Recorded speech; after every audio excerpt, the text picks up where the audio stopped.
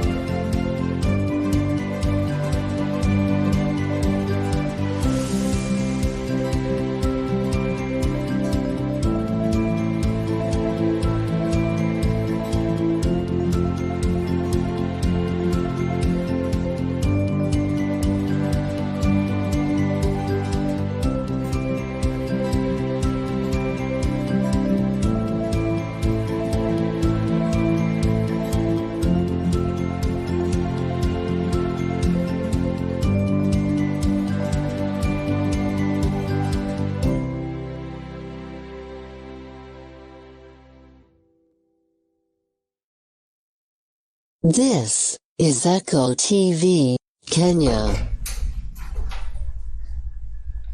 A very good evening and welcome to Echo TV.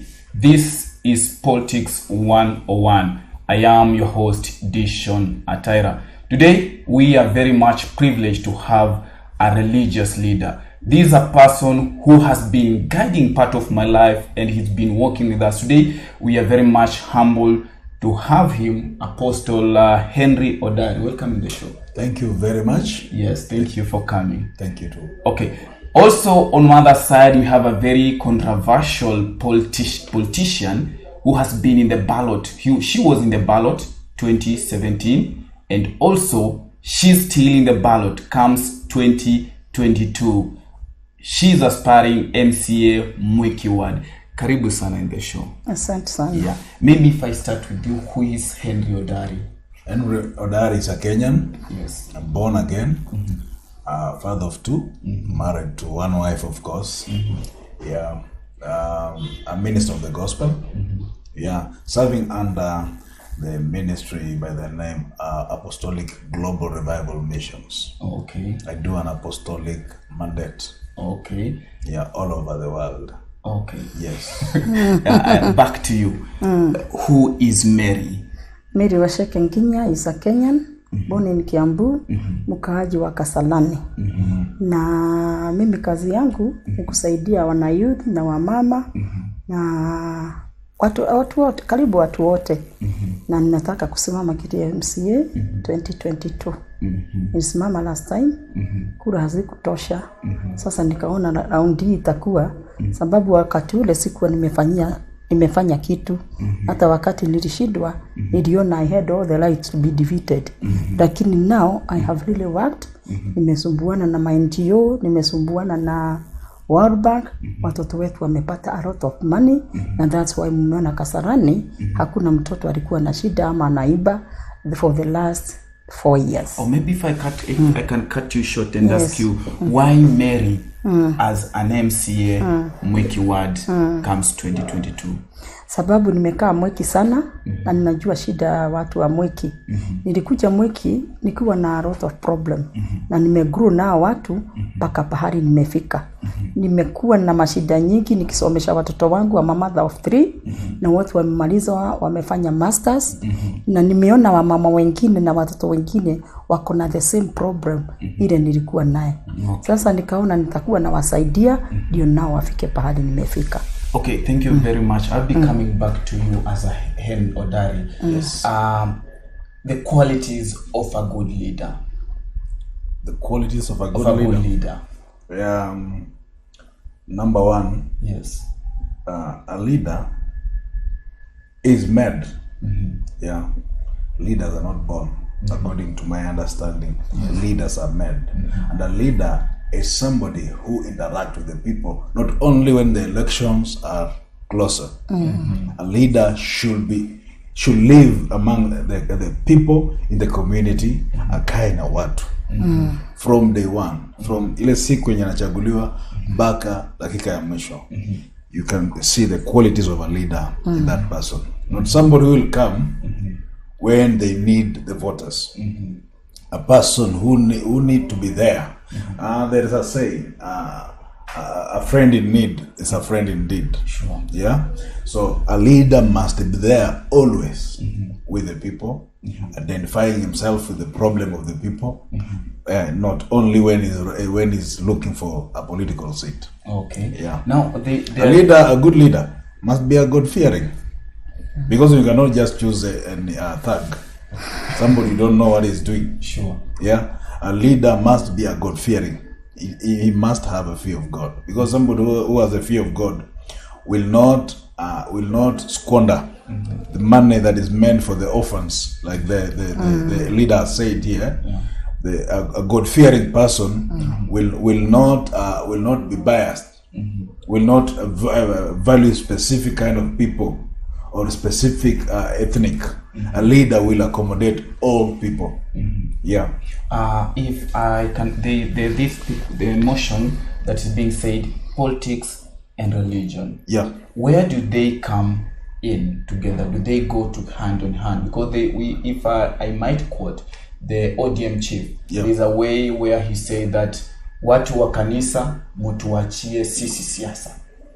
Do you think that religion should not be part of politics? I'll start by asking a question. Yes. And I know by asking you that question, I'll be able to reply to your question. Right. As a believer, yes. I'm a leader, a spiritual leader. Yes. Do I pay tax? You do. Yes? You do pay tax. Yeah, right now, after I'm through with this, I'm going to work. Yes. Immediately, when my salary comes into my account, I'll pay my tax. Yeah? So it means I have a stake in what happens in our nation. So, and being a spiritual leader, when I go to buy a bread, for example, I'm taxed there as well. So when somebody says the issues of politics, we should leave to the politicians, that person is very wrong. Because we are the same people who wake up very early in the morning at around 4 a.m. to go and queue so that I can vote in this person who is saying the issues of politics we should leave with it. That is very wrong. Yeah, that's very wrong. Politics affects everyone equally. So we have a stake, we have a say in issues that affects our nation. Yes. If I come back to you as a politician, that religious leaders have been giving some opinion, majorly mostly on the constitution implementation, but the politicians have been much avoiding the religious leaders. Why do you think so? Hiyo ni mbaya sana, sababu ndio mnaona kuna shida, kuna vita, watu wanauana. Sababu wale watu mnachagua mkiweka religious leader apart, mnachagua wakora. Wana take advantage of religious, they are not politician. So wakora wanaingilia. Na that's why mnaona tukichaguana kuna kuwa na watu wanauawa, wengine wanafukuzwa kwao, wengine wako na vita. Lakini tukichukua watu wanaogopa Mungu, tuwaweke kwa kiti ya kusimamia Hata wakati wa Bible wale watu walikuwa wanachaguliwa ni God fearing people. Mtu God fearing people hawezi taka kuona watoto wanapigana, hawezi bomorea watoto nyumba, hawezi kuwa na vita na anybody. Ataonyesha watu hii Kenya ni yetu na sisi ni watu wa Mungu. Uwe maskini uwe nani, tunasaidiana sisi wote. Mtu ya Mungu hawezi pora Kenya, hawezi enda kuiba. Anaona akiiba ile kitu ita affect sio yeye peke yake, the whole community. So atafundisha wale watu tusiimbe, tufanye kazi na mkono yetu. Na mimi nilikuwa nasema kama kutoka president kuteremka paka wa mwisho paka chief, tukiweka watu fearing God, hata hongo kimpelekea anakuonyesha it's not good.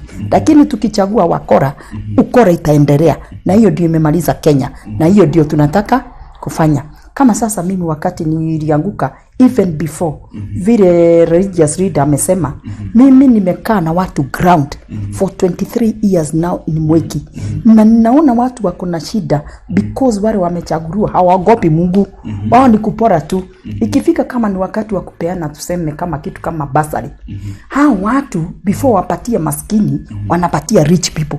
So the rich people ako na nyumba, amepatiwa basari, amepatiwa kila kitu. Ule maskini amekomboa kwake, basari yake imeenda, kwa nini asiibe? Si ataiba.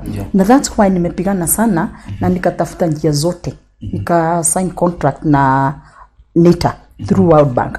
Shule yangu nikaipeana kwa NITA. Maybe so I'll be coming back to you a short while. Thank you.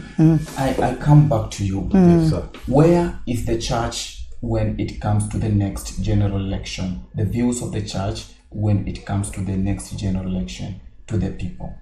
The views of the church when it comes to the next general election to the people. To the people. Yes. The view of the church. Yes. When it comes to general election. Yes. Okay. Generally, the church is the body of Christ. Okay. Yeah. And you know, there is a saying that we are 80% Christian here in this nation of ours. So the projection of the church on 22 general election, we want somebody who is a God fearing as a church. We don't need just to mix words.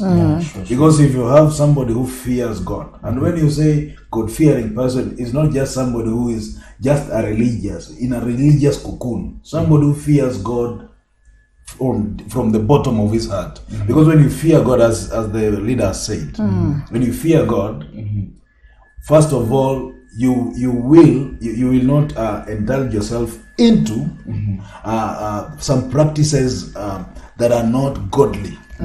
Kama kuiba kura. Kama kuogopesha watu wengine wasiamke ili waende kupigia mtu fulani kura, ama kuonga. So a church needs a God fearing people, from the president up to the MCA. When we have such kind of people, because you'll hear somebody is called Mary, for example. Yes. I'm sorry, it's not your name. Is it your name? Yeah. Sorry. Let me use another name. Yeah.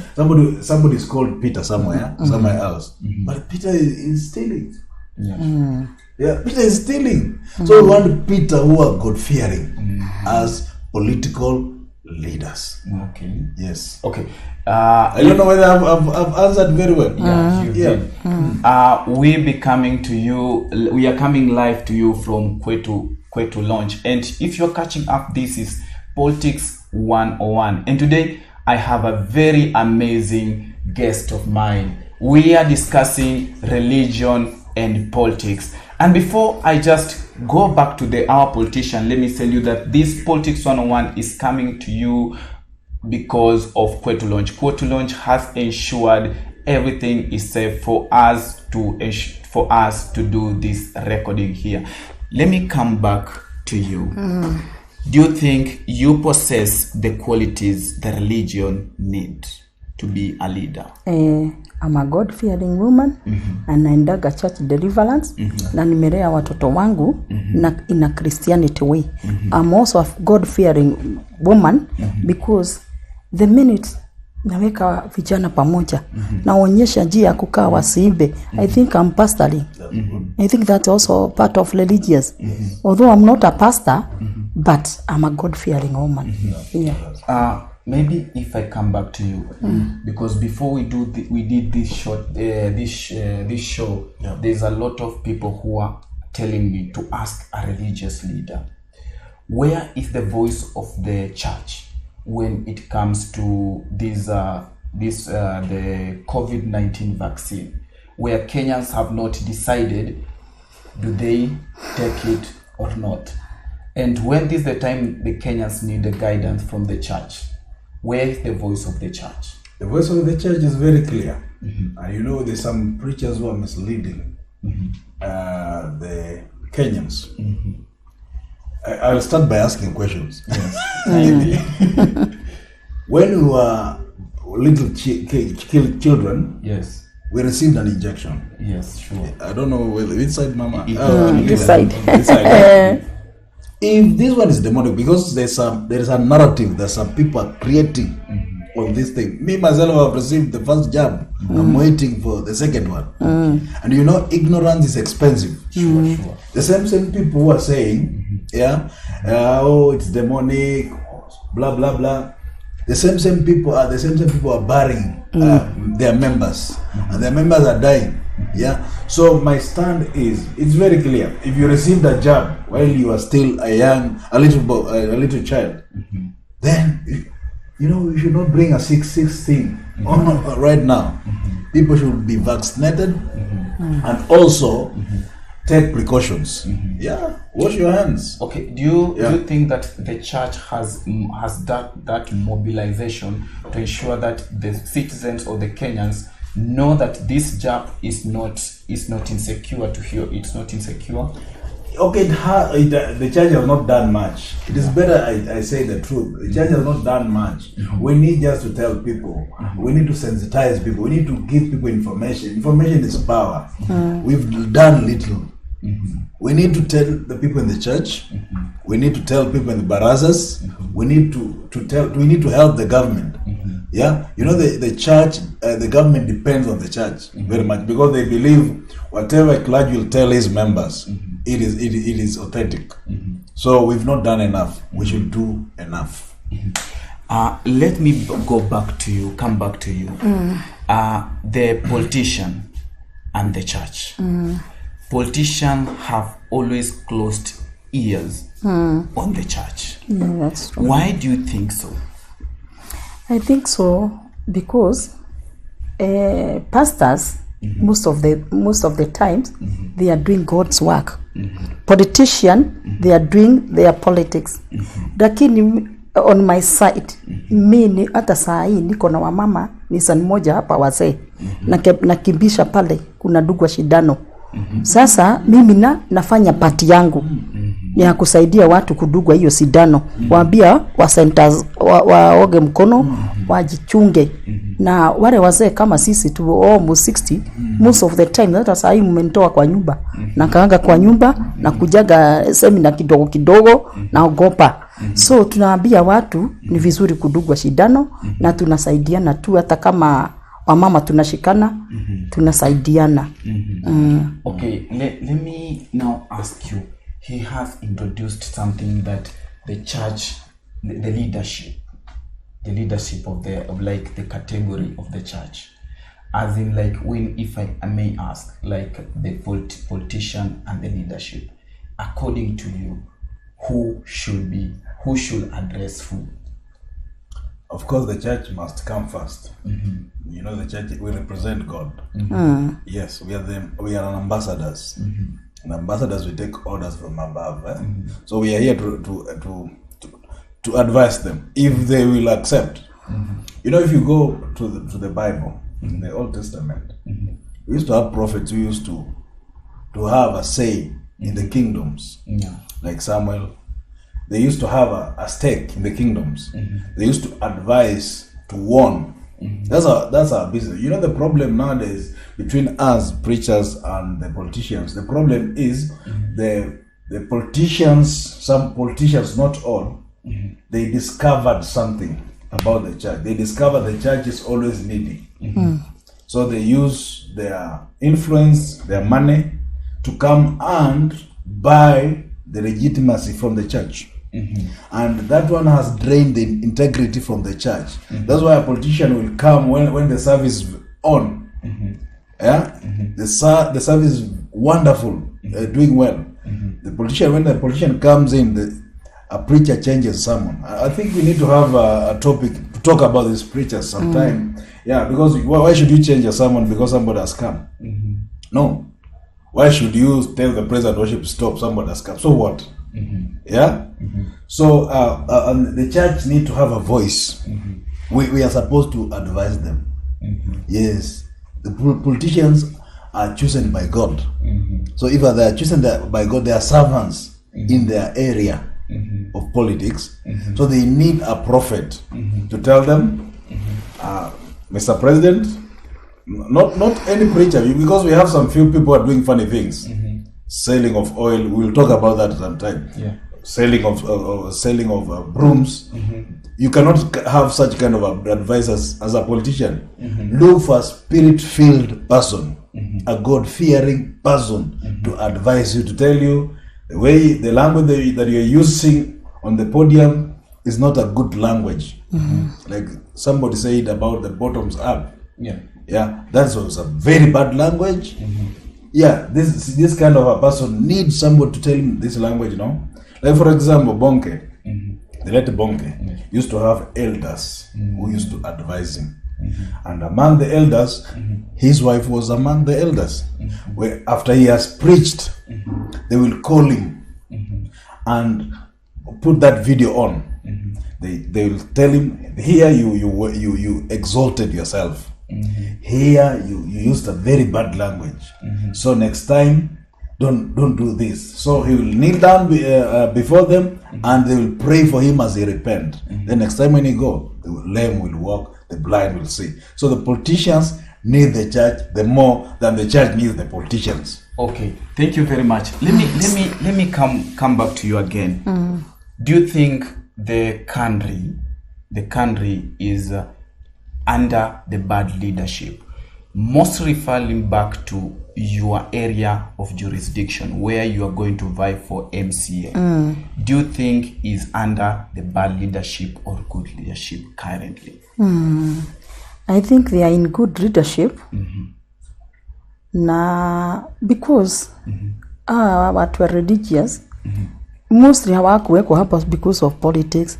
Iko mambo ingine hawako ndani yake, lakini in our area mi naona our country is doing good. No, if I might ask you understand my question better, that the country in general, when it comes to politics, do you think that the country is under good leadership or bad leadership? And to your area of jurisdiction where you are going to vie as an MCA, do you think is currently under the bad leadership or good leadership according to you? According to me, yes, I think they are in good leadership. They are good into good leadership. I don't understand. Let me come back to you once again. Do you think the country need a religious leader and not a politician to head the country? I think you're taking back to what I said earlier. Yeah? A politician cannot do without a prophet, the voice of a prophet.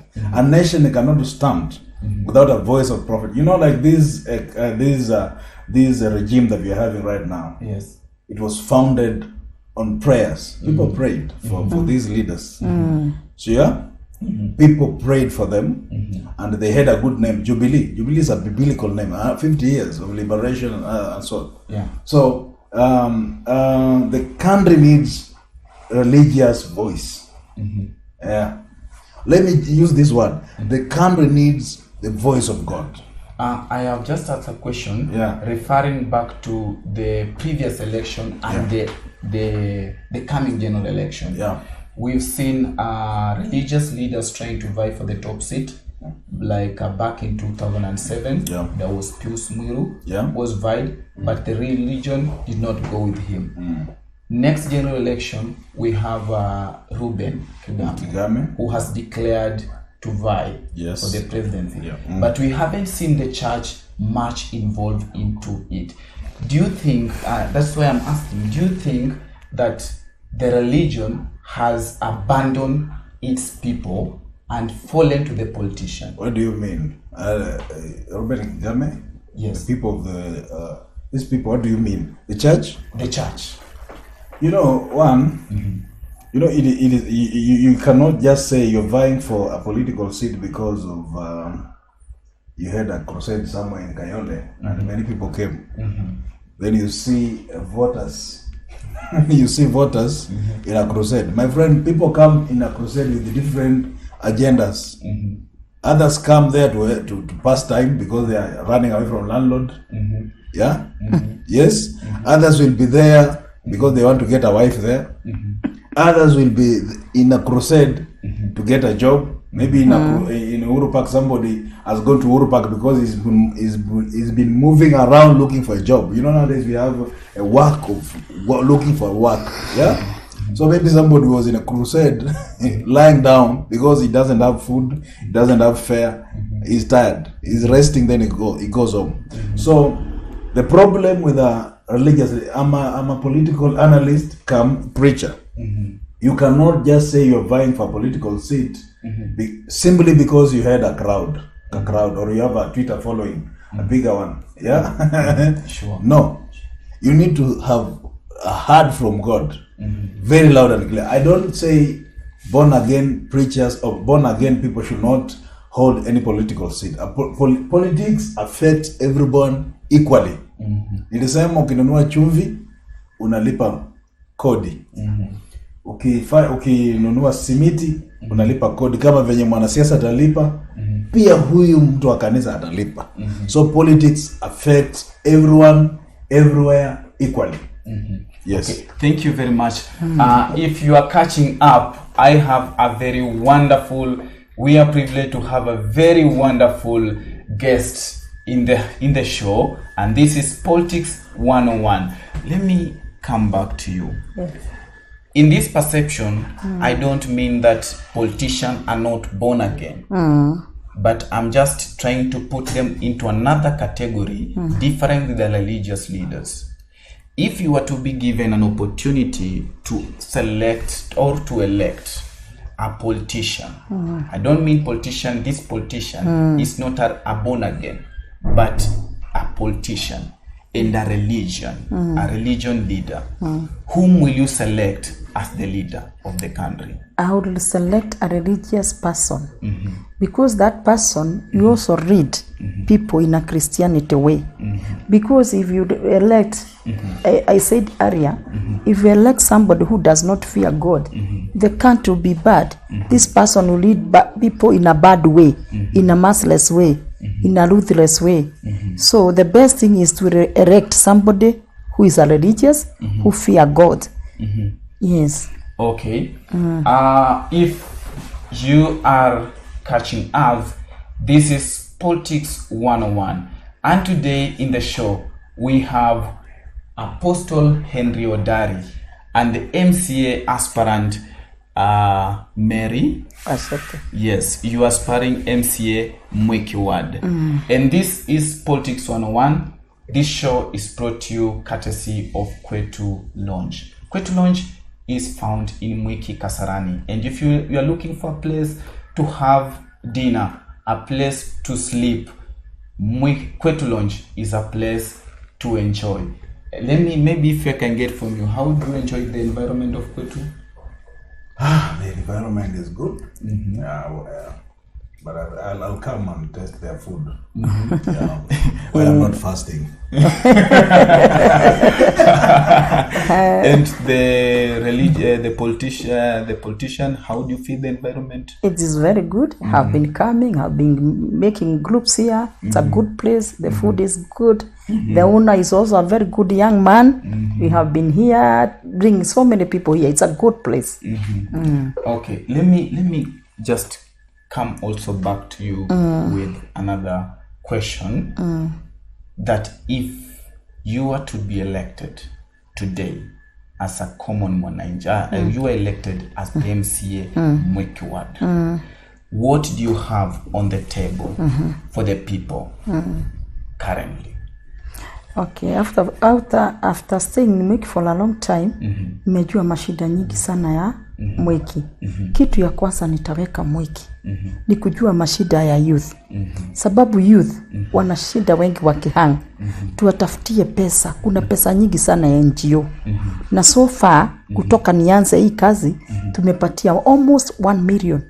Pesa ya MSPAC, ya TechnoServe, vijana walikuwa wanapata 40,000 na visit wale wote wamepata hiyo pesa. Naona ile kazi wamefanya. Hata leo asubuhi nimeitwa na kijana akaniambia amepigiwa simu apatiwe zingine na anaweka kazi ya viatu. Kwa hivyo the first thing ni kupatia vijana pesa na wasichana wawe na pesa ya kujisimamia tu, sababu kama hawa MSPAC wanapeana only 40,000. Ukipatiwa 40,000 ni Mastercard money. Nikaenda nikaongea na Kenya National Chamber of Commerce and Kenya National Chamber of Commerce. Nikaingia Laikipia County because Laikipia County is marginalized. I talk with the CEO Eric. Akapatia watoto wa Mwiki wengi sana pesa ya Mastercard, whereby walikuwa wanapatiwa 31,200. Hiyo pesa ile tulikula December yote. Niko na group ya young girl na nafikiria ni vizuri tuite nao hapa. Wale walipatiwa ya TechnoServe 40,000, wakapatiwa World Bank 40,000, wakapata ya Kenya National Chamber 1,200 from Laikipia County. So wakaweka hiyo pesa pamoja. Right now that group of young girls, they are going to Kirinyaga, wanabai machuma, wanapeleka Kisii. As we are talking, wako in Kisii. Wakienda hivi warudi, they make their own 20,000 and they go twice. Niko na another group of young girls wanafungua mtumba, hata naenda na watafutia pahali, na wote walipata hii pesa ya Mastercard. Sasa mimi nikikalia ile kiti nitaenda nipigane, baada ya kupatia watu 31,200 wapatia at least 100,000. Hii ya World Bank hailipwi, lakini hii ya Mastercard they pay without interest. So mtoto anapatiwa 31 na hiyo ingine 40,000, you don't pay with interest. Unapatiwa, unalipa, tunapatia wengine. Hiyo tumepatia 800,000 hapa Kasarani Mwiki. Na that's why mliona December hakuna vijana walikuwa wanaiba. Even my friend Peter who is here amekula hiyo. Peter amekula hii TechnoServe. Na ninamuingiza ingine, namwambia lete jina nimpeleke Kenya National Chamber, nimweke Laikipia County, because to be a member in Nairobi County is 11,000. They cannot be able to pay. So in Laikipia County is marginalized. Tunalipa 3,000. Unapata hiyo pesa na unapata certificate valid for 1 year. So in between that time you can be able to get even 200,000. Pesa haulipi na interest. Sababu kama kijana anapatiwa tuseme 200,000, analipa ikiwa 2, you'll be able to wake up and work. Lakini if you go to bank, they give you 40,000 ama 100, they pay with interest. So wanakula jasho yote ya watoto. These young people hawataki pesa, wanalipa na interest. So nimepigana na nimeleta Kenya National Chamber, nimeleta hiyo MSPAC na nimewapatia ya World, nimewasaidia wakapata ya World Bank. Iko ingine hawa vijana wetu hawakuwa wanajua. Lakini Peter niwekuwa na yeye, na Peter nitatumia jina yako sababu wewe tutakupigwa kama hujaambia wasichana wako. Sababu hii naye Uhuru alipeana 24th of this February. Kila mtoto 3.6 grand money. 3.6 500 youth they got 3.6. Hiyo kitu tulifanya 2019. I showed the youth how to go about it, how to get it. Right now tuko na vijana wamehama hapa kwetu because already wamepata hizo pesa. Haya, kama hutaki hiyo ya, ilikuwa na 2 choices. Unaweka either 900,000 ama 3.6. So hapa tulipata wasichana 6 wamepata, including my own daughter, walipata hiyo ya 900,000. Hii ya 3.6 tumepatia youth wengi sana. Wameandika very good business plan and they got the money. Be right, muangalie 24th of February this year. Uhuru personally alikuja akapatia youth pesa. So if you count 3.6 by 500,000, na ingine 250, 900 is a lot of money.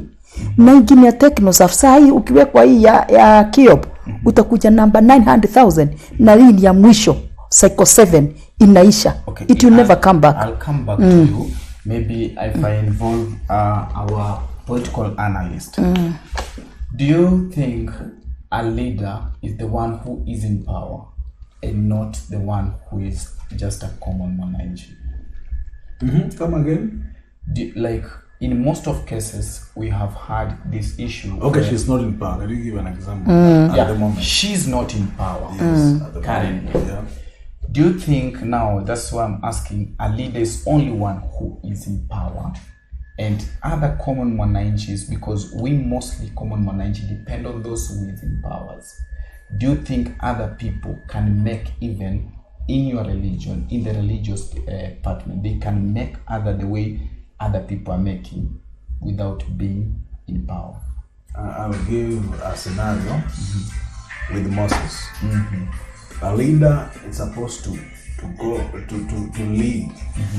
It's like this, a flock following somebody. A leader is somebody who relates with the issues of the people. A leader is not that power. Before power comes, a leader is a gift. It needs just to come from within. So leadership, like for example, when a teacher looks at his students in a class for some time, not a very long time, he'll be able to identify a leader among the students. So a leader, you don't need power. Me, I've been a prefect in the school. I started to be a prefect. I ended up being a head boy for some time. Because there was a leadership grace in me that somebody identified earlier. So leadership is not all about power. Power comes after to crown you, but the leadership it's come from within. Yes. Thank you very much. I'll be also coming back to you with another question. Come back to you. Yes. The politics of dynasty and hustle. Do you think you are dividing the nation with that narrative as a politician? Somehow, lakini lazima iwe hapo. Sababu dynasty, they have money, they have everything. Wananyonga wale hawana. So ni vizuri iwe vice versa. Hao watu wa chini nao waende juu. Wale ile wako nayo watosheke. Because dynasty, they are massless. Hawaoni hawa watoto. Na wakikaa ni dynasty saa yote kwa leadership, hawa watu wengine watakuwa na shida sana. Itafika pahali hata wao wako nazo washindwe kukula. Because now sisi tuko kama tuseme a lion inakibisha a buffalo. Sisi tuko wengi. Iko wakati tafinywa kwa mwisho buffalo igeuke. Tutashinda ile nini imefika hapo Kenya. So dynasty waachilia watu wa chini wamesoma, wao watu wako na masomo, wako na hizo madigiri, lakini nao wakalia uongozi ndio tu uplift hii ingine. Lakini wakiwa ni wale dynasty itafika pahali Kenya itakuwa divided ya wale wako above the umbrella na wale wako chini. Hawa wako chini si watatoa hii, wale wataanguka na itakuwa tunamaliza nchi. A follow-up question. Yes. You are the only politician who has declared the party. You are running for UDA, if I'm not wrong. You already declared it. I have declared it because naona hiyo ikiingia UDA. Unajua mimi I come from Kiambu. Yes. Nilicampaign for Uhuru kabisa. And we come from the same area. Okay. Lakini now mimi naona ni declare kwa UDA. Or maybe if I ask the question that I want, because UDA is under bottom-up economy. Yes. What is bottom-up economy? I have not really understand, lakini I think inasema mtu wa chini achukuliwe na yeye ainuliwe. Na wako juu waachilia hawa wengine sababu wanakuwa wengi. The more watakuwa wengi, that's how country itakuwa mbaya sana after sometimes. Sababu hawa wengi wako na shida, hawatalala njaa. Wale wako na pesa watakuwa na nyang'anyo kwa barabara. Ni vizuri tuachilie hao nao wako chini, wakule kitu kidogo ndio tusaidiane. Okay. Na tunaona sio vizuri. Wao nakula huyu mama maskini akikuangalia. Unaenda na viatu. Mtoto wa maskini hana. Watoto wako wanasoma shule mzuri. Hao wetu hata vitabu hawana. Ni vizuri hiyo bottom up. Wangu ni nzuri. Okay. Apostle. Yes. We have had Kenyans voting according to tribal lines. Yeah. Because I come from Mount Kenya, I should vote for the king because the kingpin of Mount Kenya has said. Because I come from Nyanza, I should vote because Nyanza kingpin has said. As a church, where is the advice to the Kenyans? I'll come back to that question, but we should deal with dynasties first and bottom up, because it's a narrative that is being peddled around. And as a church, you know me, I'm one person who tell my congregants what to do. I advise them. You know, I don't hide like those preachers who say, "Oh, politics is for the politician." No, politics affects everyone equally. Yes. Yes. Now, first we need to define the word, who is a dynasty, before we engage deeper into this issue of dynasty versus hustlers. Yes. Yeah.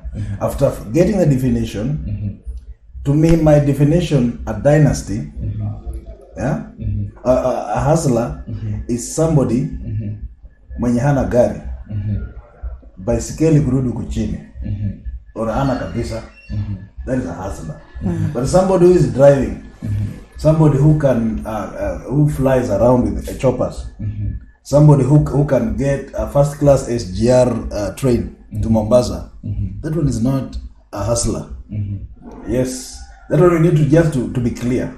Somebody who can take his children to Makini school, somebody who can take his children to prestigious school, that person is not a hustler. That person, you know, also me first as a preacher, I don't tell my people to identify themselves as poor people, because the Bible says we are rich because our Father is rich. I have no problem when they say they will help the needy to come up. That's how it's supposed to be. But me as a preacher, I'll tell my congregants, we are rich, we are not poor. That's what we tell people. So the way she started, our guest here, my fellow, my leader here, I know by God's grace you will go through, and maybe I'll vote for you. Yeah. But I need to engage you more.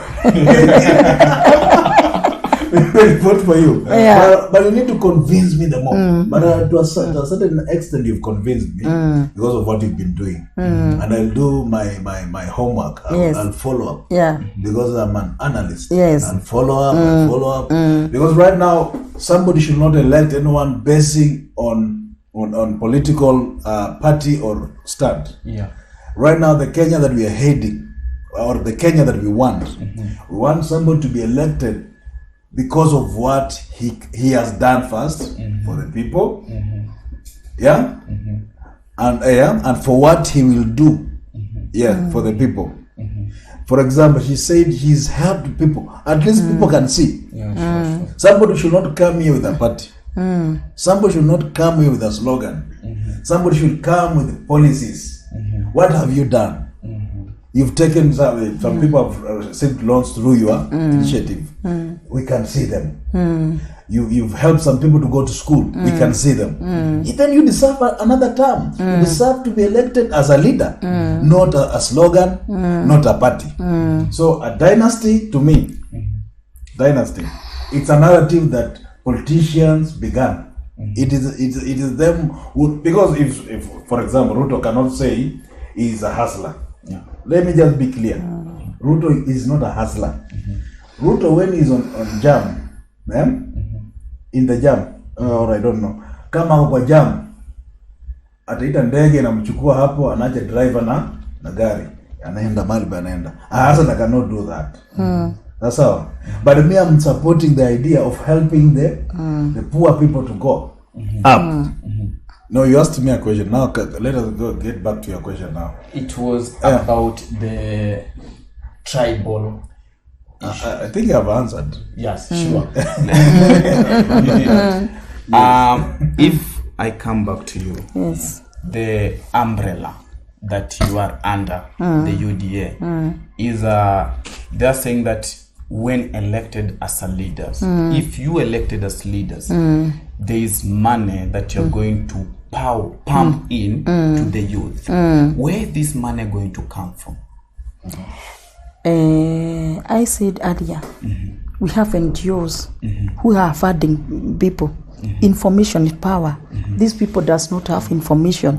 You only go and get the money from TechnoServe.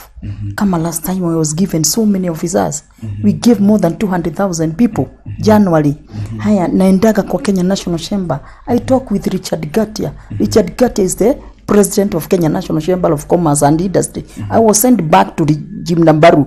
Jim Nambaru is the president of Nairobi County. These people does not know that. So when I went to Gatia, the registration was very high. So nitatafuta pesa from another county. It's from Laikipia County. These people now, they are getting money from another county because of only information. So there's so many people, money from World Bank helping these people. They don't know how to get it.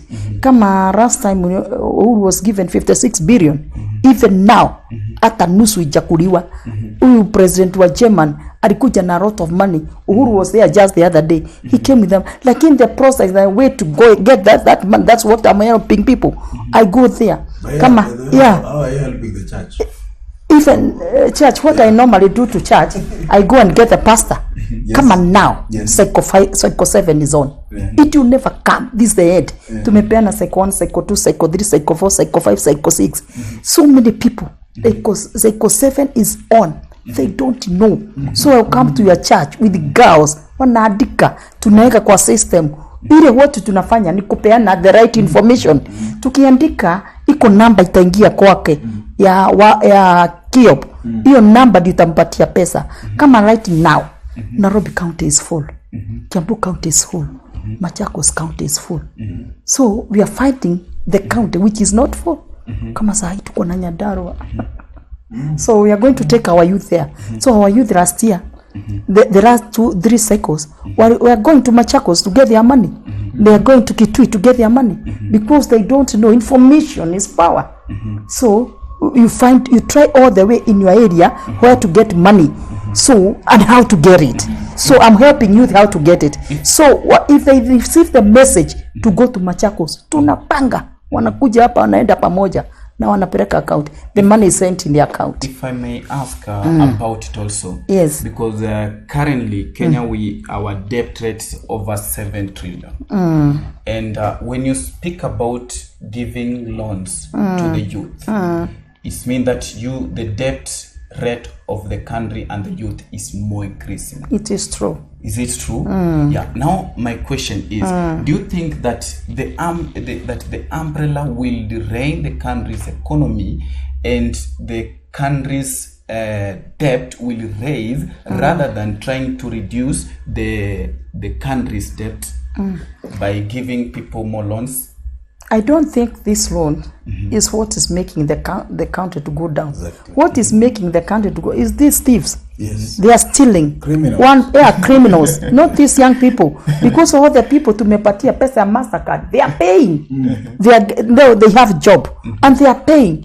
If you're given 40, you pay. You given another 40, you pay. You get. Now they are working. So this money they have paid back.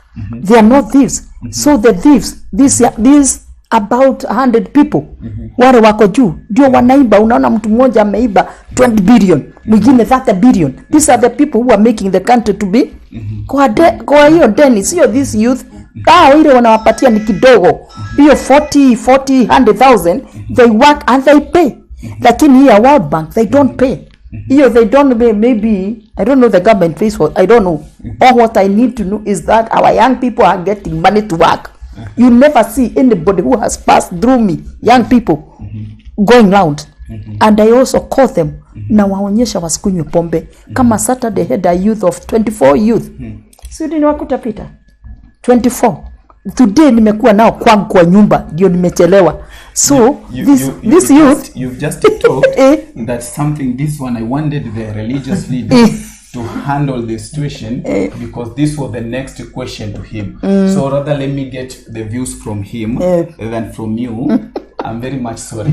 The country currently there was a lot of depression issues among the youth because the country and the youth, we are living under the debt. We are the debt. Or youth wanasema Kenya ni deni. And we have a lot of depression and all that. As a religious leader, and the youth. What is the church doing to curb up the situation, to try to curb up the situation? Yeah, that's a good question, but you're limiting me too much. Because I need also to talk about the debt ceiling. And because you asked a question, yeah? Yes. We are borrowing too much. We are borrowing too much. There's nothing wrong by borrowing. There's nothing wrong. So long as you're borrowing to do exact thing that you borrowed that money for, there's nothing wrong with that. For example, if a young man in her initiative, in her program, borrows like 100,000, and he goes and opens a shoe shop somewhere, and he makes a profit daily, and he be able in 3 months' time or 1 month's time to return the money to where he got the money. Then these criminals that you are calling them with a good name, that thieves, you know, they're not good. A criminal is a criminal. If we can curb these menace of corruption properly, if we can get a good person, a God-fearing person, who will take a criminal to Uhuru Park, who has stolen money for KEMSA, such kind of people. Somebody has stolen the money for KEMSA, for the sick people, or another one who stole the money for cemetery somewhere, is taken to Uhuru Park and is shot. While other people are seeing, people will fear, like China. When somebody steals, he's killed. He's warned, he returns the money or killed. You know, somebody will say you're a religious leader. I know some people will start saying things on, you know, if you're a thief, when you go to Saudi Arabia, they will cut you one of your hands when you steal first time. Second time when you go and steal again, they'll cut you another one. So when you walk around the street, when you don't have hands, they will know you're a thief. So people will keep their things safely away from you. So I'm talking about, it is good to borrow, but let this money be used well, and let us kill this monster called corruption. This monster by the name corruption, let's kill it. Sawa, and that will be okay. So you've been talking about depression. Yes. Depression. You know, young men are funny. If they hear such kind of an opportunity, there is money, and MCA is dishing out some funds to help them develop themselves. They will come in large numbers. When they come in large numbers, instead of using the money they were given, because we have the spirit of corruption and bad mind, evil mind, and attitude in our nation from top. They will take the money, like 100,000, they go and buy a serious phone, big one, 50,000. Wanasemanga look, wanachapa look ile noma sana, unaona. So wakitokea hivi wako sawa, wanakaa smart, but they are indebted somewhere. They will be depressed. So for us as a church, we tell them, you borrow, but utilize it properly. Use it for that purpose. And also don't over borrow. You know, borrowing is sweet, but paying, it's very bitter. So depression, in terms of financial aspects, people should borrow wisely. Another thing, in marriages also there is depression. Young men, you go and marry when you are not ready. And when you marry, it comes with responsibility. Marriages, you know, when I used to be a young man, you used to see me those days. When I used to be a young man, if I find myself in Nakuru, hakuna mahitaji huko nyuma yangu. Nasonga nikisonganga mbele kama injili. Hallelujah. You see? Again, when you are married, you have responsibilities. Okay, maybe if I cut you short, because that is a topic of another day. I might be inviting you next the show. We might be with you again. Pleasure. Once again. Don't say might, confirm. We will be with you. My director, if you are listening, if you are getting my director, we'll be having kindly, I'll be hosting him once again to the show to come and continue with the mission. Maybe if the last departing shot because of the time, I'm being told that time is on we are already late. I want to give you just 1 minute. Yes. To answer and finalize this. In your first 90 days as the MCA of Mwiki Ward, what will you do to the people of Mwiki and to the environment? Just look at the camera because that is the final parting shot. Look at the camera. Okay.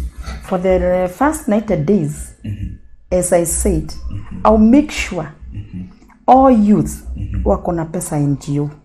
All youth wako na pesa ya kuwasimamia hiyo kidogo tunapata. I'll make sure watoto wote wako shule. Sababu sasa tuko na huyu mzungu anaitwa Hilda Park. Watoto wote wanapita na wapelekaga huko. Hakuna mtoto anakaa kwa nyumba. So I'll make sure all youth, all young people, they are able to stand by themselves. Then after that, I'll make sure we have good schools. We have good nursery schools. We have a place like here where we can train people. Vitu kama inaitwa Atira. Atira is there. The young people of Mwiki, they don't know about it. This thing is helping so many youth. I'll make sure you have a hall where these people, you can put them together. Instead of going and planning to steal, they'll go and do something. They'll be paid by working. Thank you. Thank you very much. Just before I just sum up with you, there's this question that Echo TV will be hosting the MCA Mwiki MCA aspirant debate. Confirm with us. Will you avail yourself for the debate? I'll be here. Thank you very much. Yeah. Maybe if I come back to you, your parting shot, your last words. You can look to the camera. Yes, my parting shot is, Kenyans, let us elect a God-fearing person. And let us shun away from corruption. And you know, corruption starts from grassroots. You know, nowadays corruption has been devolved. People are corrupt. Even in the house, you find the wife is corrupt. Yeah, and the children are corrupt. So let us shun away from corruption. And I know we are approaching 2022. Next year, we'll be having an election. I want you not to elect a party. Elect a leader. Don't elect a party. Don't elect a slogan. Elect a leader who will take us to another level. A leader who is a God-fearing leader. Amen. God bless you. Yes. Thank you very much. If you've been watching us, this is Echo TV and this Politics 101. We've been privileged to host a very wonderful religious leader and a political analyst, Henry Odari. Thank you for coming to the show. Thank you very much. Also on my left side, we have an aspiring MCA, Mwiki Ward, on a new DA ticket, Miss Mary. Yes. Thank you for coming to the show. We wish you all the best in your next political journey. Thank you. I have been your host, Dishon Atira, and remember the Politics 101 is brought to you courtesy of Kwetu Lodge. Asante sana. Oh, thank you. It's a good thing. Although your questions are very hard. I feel I can never.